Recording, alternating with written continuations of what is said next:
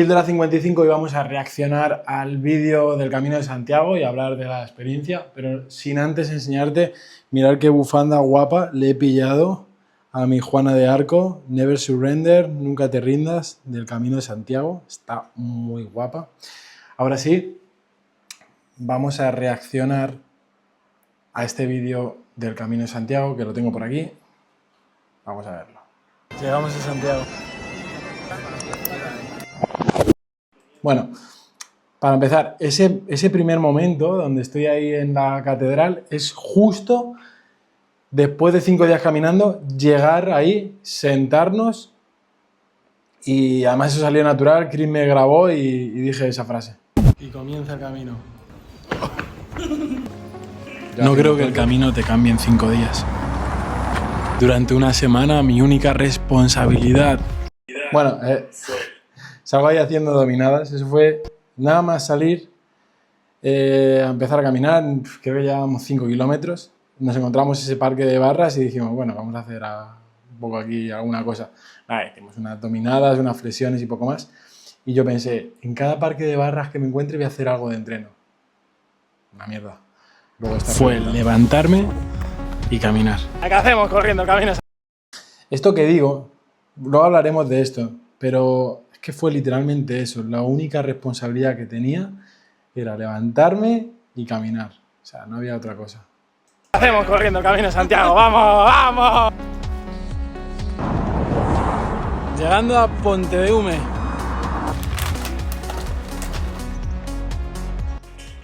Tú, qué hambre. O sea, la gente se piensa, no, en el Camino de Santiago, yo lo pensaba, seguro que pierdo algo de peso. No paras de comer, o sea, gastas tantas calorías caminando que tienes un hambre luego. Vivimos convencidos de que todo es urgente, hasta que descubres que casi nada lo es. ¿El camino te cambia? Creo que en realidad sí, porque me ha hecho darme cuenta que puedo vivir sin estar disponible todo el tiempo. Buah, ese tercer día salimos súper temprano, era de noche todavía, vimos un amanecer espectacular. 2 mochilas. Los acentos de gallego. ¿Qué llevas ahí? Questo di pesto. El camino me ha hecho conectar conmigo mismo. Pero me he dado cuenta también que el camino no va solo de caminar, que también va de conectar con otras personas. De recordar que somos seres sociales. Tío, qué bien me lo pasé con Jensen. Unas palabras, soña. A la España, me encanta. Ay, Mateo, un genio, este chico. Io va a vedere il braccio, raga, qua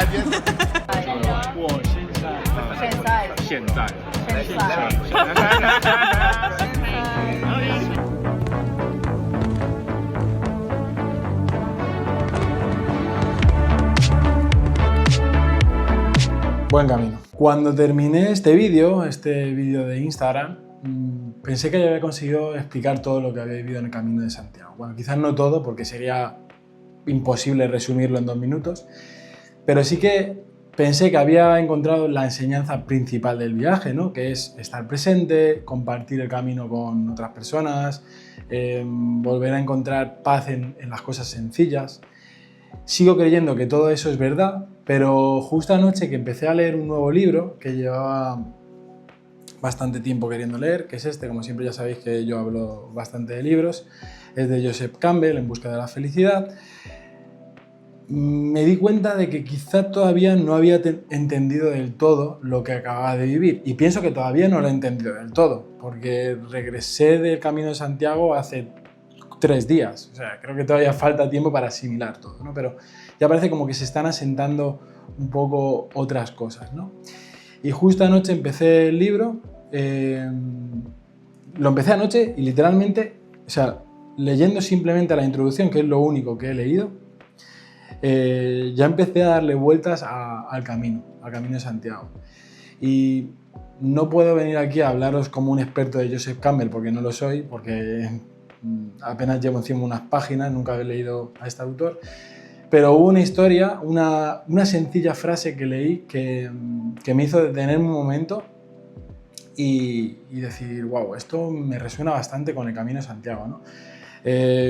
Voy a recurrir directamente al libro para leeroslo porque no me lo sé de memoria, pero habla de un escrito del Santo Grial. A ver, vamos a buscarlo un momento. Además lo tengo subrayado.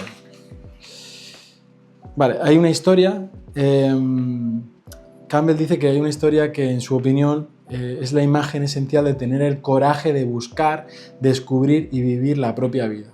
Y procede de un romance artúrico titulado La búsqueda del Santo Grial, ¿vale?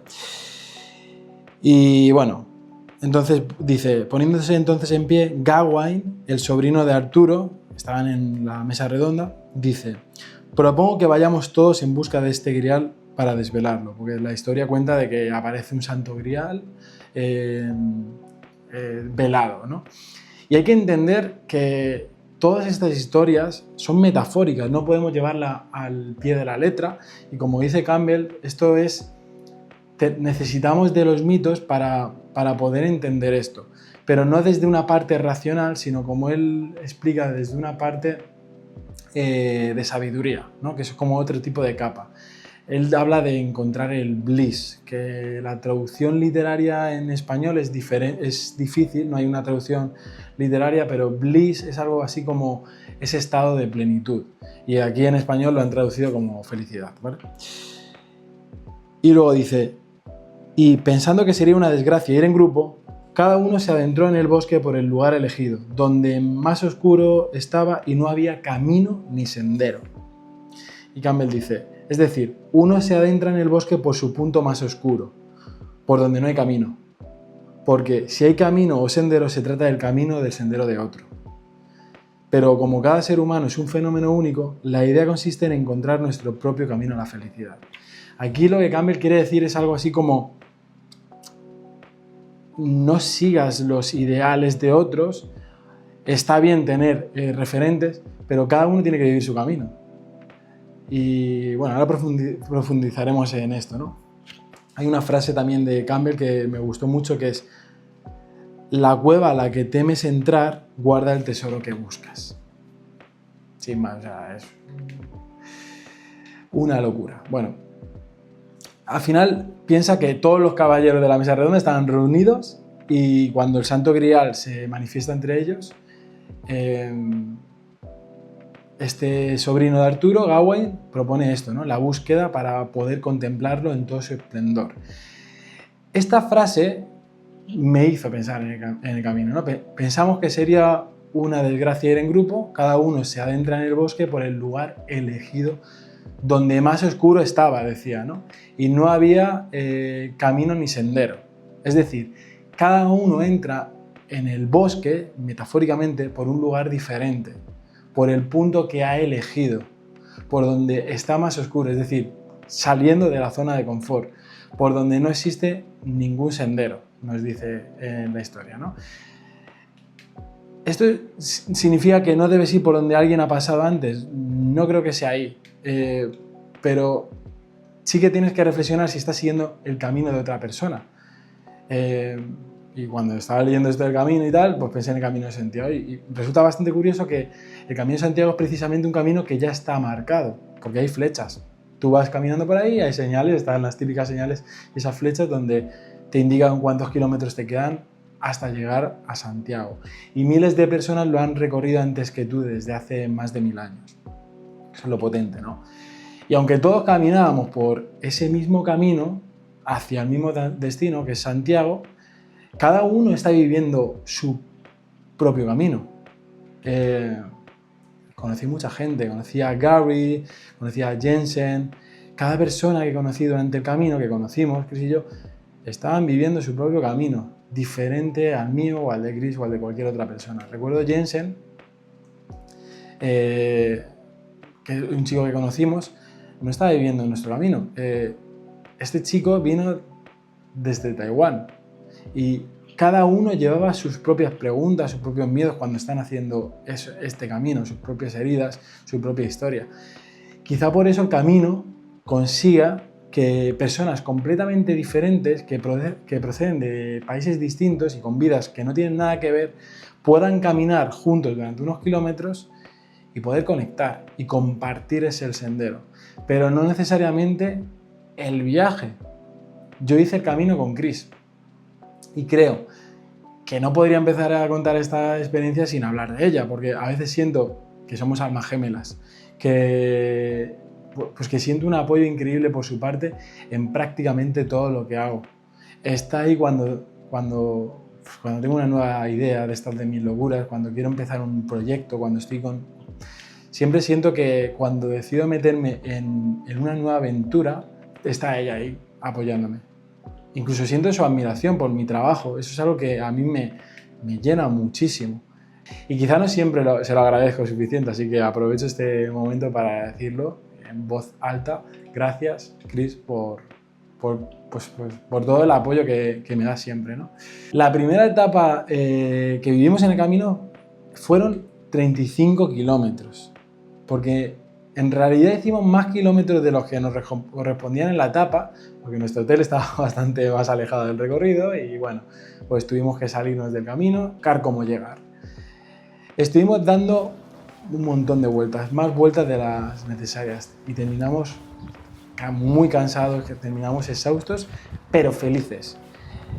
Luego vimos, recuerdo, el partido de España, España ganó y aquello ya fue éxtasis absoluto después de toda la paliza que nos habíamos pegado, imagínate compartir eso, ¿no? Bueno, durante los primeros días a mí me empezó a doler la rodilla derecha, ¿no? Que es precisamente la rodilla que nunca me había dado problemas, porque yo la lesión la tuve en la izquierda, ¿no? Había momentos en los que yo estaba cansado, pero sobre todo era como señales de mi cuerpo de que me dolía la rodilla y yo tenía que reducir el ritmo. Y Chris estaba ahí con una energía que yo decía, wow, tío. Caminando conmigo y sin meterme presión, todo lo contrario, me estaba ayudando a continuar. Y bueno, entonces, no sé, pasó algo muy curioso que justo en las dos últimas etapas, a mí la rodilla dejó de dolerme. Bueno, es verdad que en el final del último trayecto me volvió a doler, pero justo en las dos últimas etapas empezó a dolerle a Chris. Así que, y la suerte que a mí no me dolió, le pude dejar mi rodillera, ayudarla a terminar. Es cierto que también pasó por ahí un grupo de peregrinos, nos vio ahí que tuvimos que parar, nos ayudó, nos dio reflex y demás. Y bueno, esto me parece una buena metáfora de lo que significa compartir el camino con alguien. O sea, no se trata de seguir el mismo viaje, pero sí compartir, porque hay momentos en los que tú eres quien necesita caminar más despacio y hay momentos en los que necesitas que otra persona se adapte a ti, que te espere, que te cuide. Y hay otros momentos en los que recuperas la fuerza y puedes ser tú quien sostenga a la otra persona durante un rato, ¿no? Se trata de esto, ¿no? Al final es una especie de baile, ¿no? Creo que al final una relación no consiste en que los dos siempre avancen al mismo ritmo, sino que hay a veces que se trata de eso, de saber que cuando uno no puede, el otro se queda a su lado y que ninguno de los dos tiene que hacer el camino solo. Pero si algo me sorprendió del camino fueron las personas. Porque sí es verdad que te podía contar lo cansado que fue, cómo me dolían los pies, la mochila cómo pesaba, te podía contar cosas de los alojamientos, o sea, 1000 movidas que pasaban en mi mente, pero sin embargo al final, cuando ya he vuelto a casa, lo que más recuerdo no son esos kilómetros que hicimos, son las conversaciones que tuvimos con todas esas personas. Una de esas personas fue Gary, que bueno, este tipo era un hombre australiano de más de 60 años, que tenía esa especie de aura aventurera que a mí siempre me ha fascinado y me atrae mucho ese tipo de personalidad, que te hace querer estar escuchando su vida, ¿no? Porque es este tipo de personas que parece que han vivido muchas vidas dentro de una misma vida. Y bueno, lo curioso es que no lo conocimos exactamente en el camino, sino que lo conocimos porque, o sea, casualidades de la vida, nos perdimos.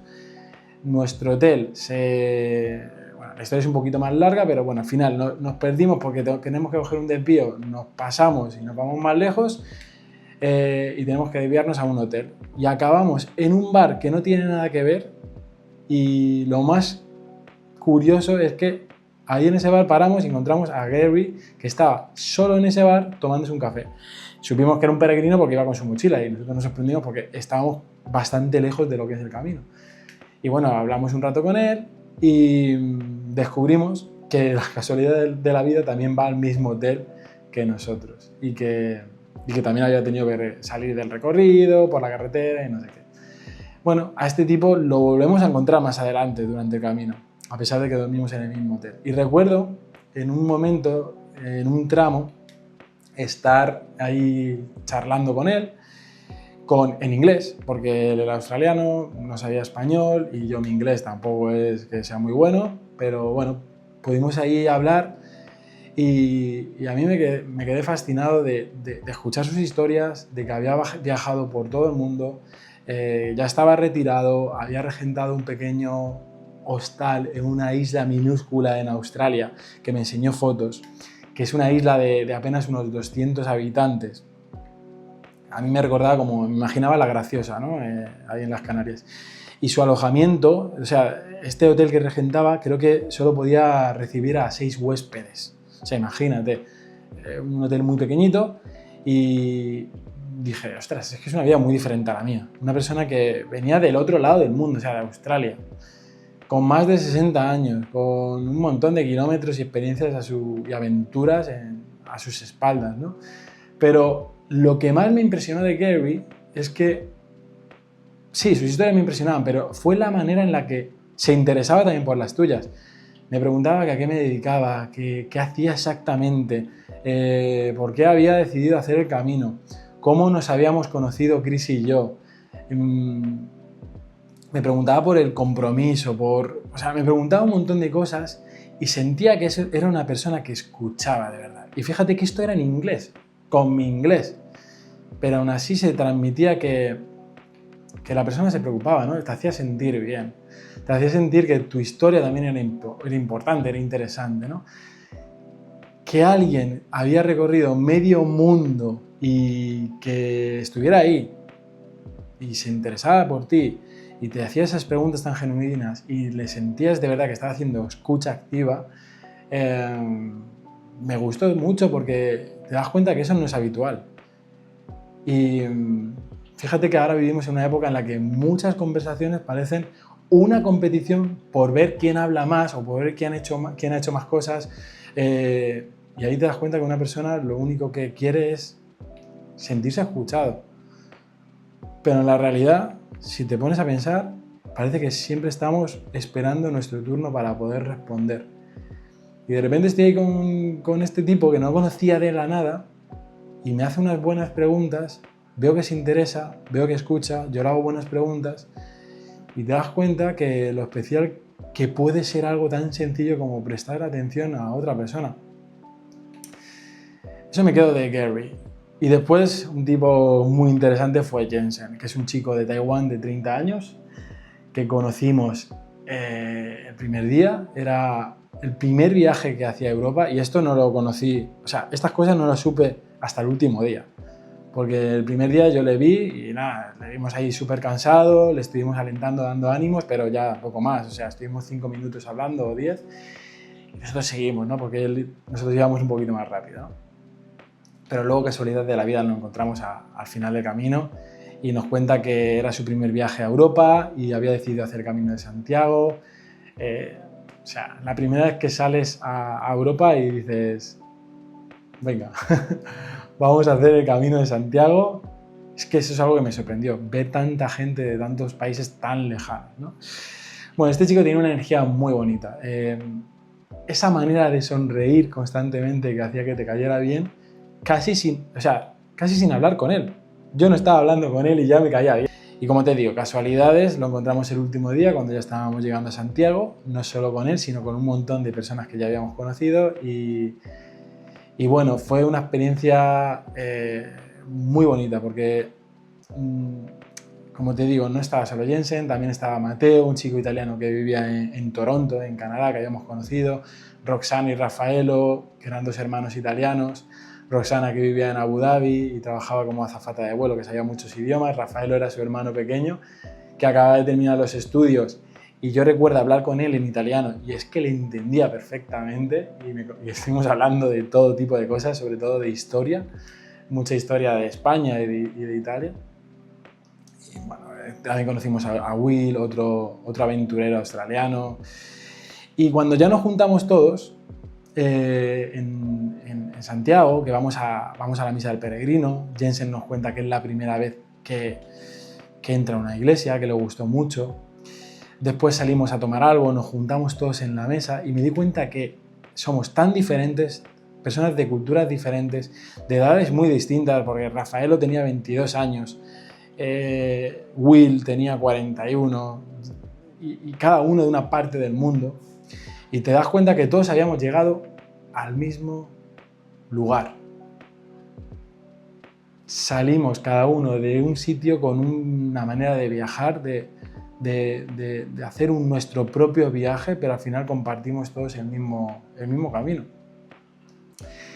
Y fue bonito estar ahí contándonos nuestra vida, qué íbamos a hacer después, por qué decidimos hacer el camino.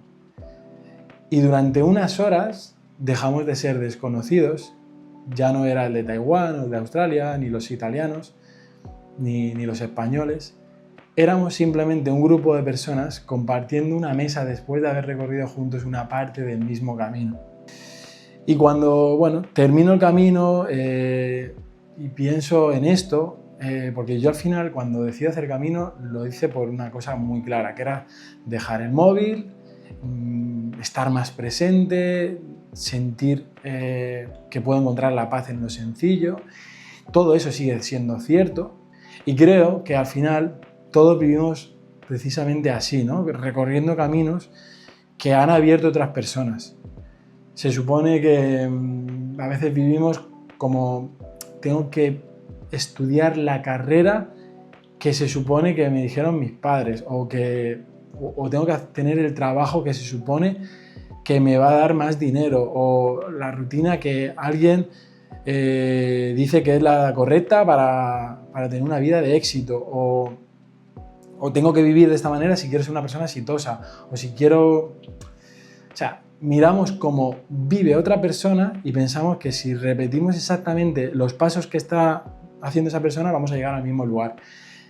Y estamos copiando la rutina perfecta de una persona, estamos copiando su entrenamiento, su alimentación, el negocio que tiene, yo qué sé, su manera de estar, su manera de ser feliz y quizá por eso muchas veces conseguimos, o sea, no conseguimos lo que queremos, sentimos como que algo no termina de encajar porque estamos avanzando, sentimos que estamos, yo me he sentido así, ¿no? Como estoy produciendo, estoy haciendo, pero lo hacemos por el camino o el sendero de otra persona.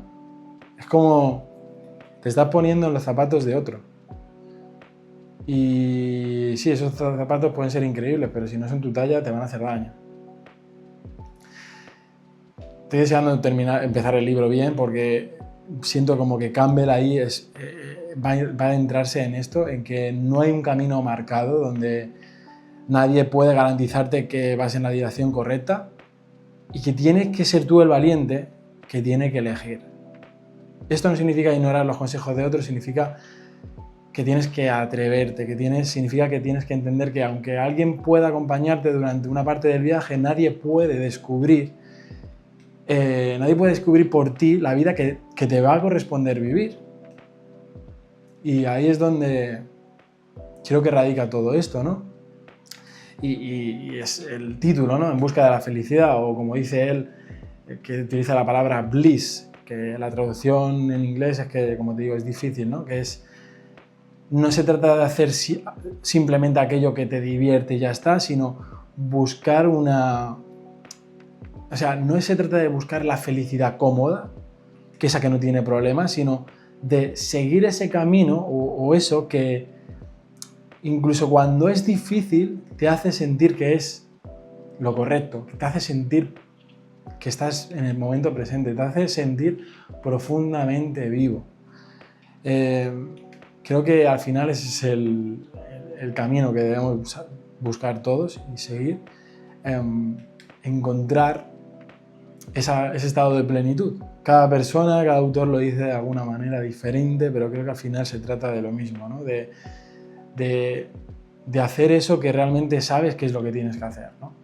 Sea incómodo, porque muchas veces no es cómodo, pero sabes que es lo correcto y realmente te llena. Bueno, hasta aquí la reflexión, la píldora de hoy. Espero que te haya gustado. Compártelo con quien creas que esto le haga falta o le interese o creas que le pueda ayudar. Y no sigo porque si no me podría tirar aquí horas hablando. Esto es Más allá del automático. Nos vemos el próximo miércoles.